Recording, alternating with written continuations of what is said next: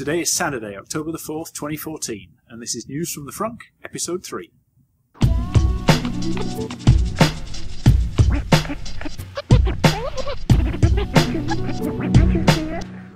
Hey everyone, welcome to News from the Frunk.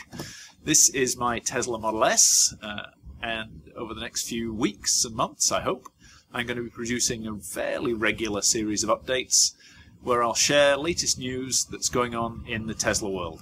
Let's get started. And where else could we start except... Just after I posted episode 2 on Wednesday, Elon sent out a tweet saying, "Time to unveil the D and something else."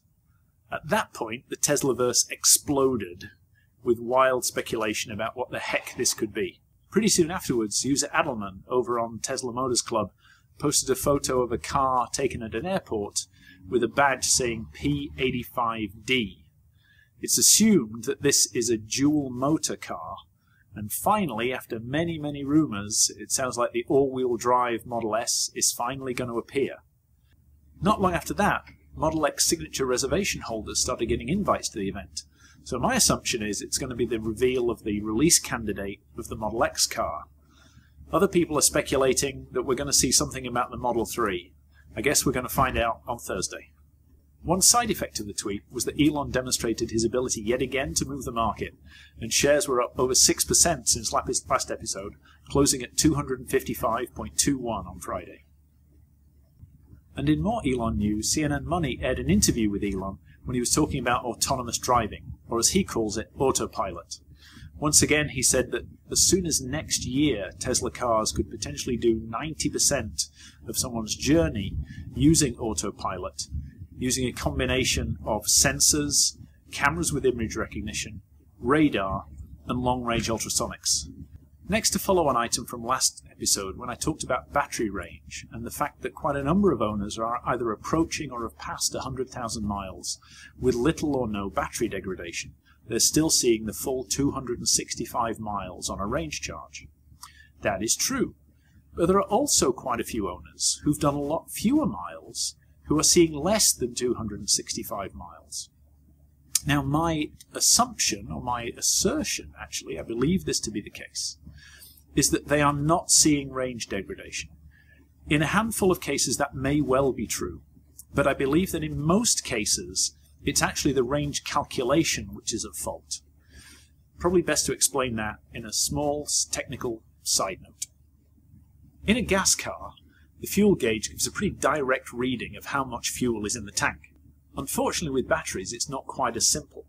The capacity is calculated based on the current profile and the voltage profile as the battery charges and discharges. The only way to get an accurate reading is to run the battery down to zero and then completely charge it. Now, as you know, if you've read the manual, Tesla suggests that you should keep the battery plugged in all the time and try not to run it down to zero and try and avoid charging up to 100% frequently. Because of that, the calculation of the battery capacity tends to drift and become less accurate.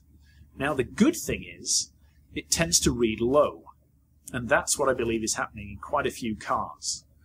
So if you see your full charge range as being less than 265, it is possible, and in fact likely, that it's just the calculation that's off, and in fact you still have full battery capacity.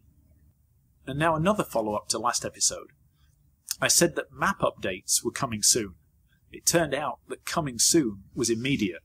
That same day, owners started reporting messages on the 17-inch display that their onboard maps had been updated. So far mine haven't, but I'm hoping that it's coming soon. Today's tip is about TuneIn Radio. A new owner contacted me because although a delivery specialist had set up one of the TuneIn stations, the owner wasn't able to set up any more. And in fact, he couldn't even find TuneIn on the display. It turns out that the user interface isn't exactly clear when it comes to TuneIn. So this is what you have to do. So your media display might look something like this. And as you can see, there's no reference to TuneIn. Well, as it happens, TuneIn is hiding off to the side of the display. And if you swipe right, like this, you'll see TuneIn just next to Slacker. And in the last story for today, 6 more superchargers have gone online in the last few days. They are Urmond in the Netherlands, Reading and Edinburgh Airport in the UK, Senlis and Orchamps in France, and Casa Grande in Arizona. That's it for episode 3. Links to the stories are in the notes below. As always, I'd love to get your feedback, and thanks for watching.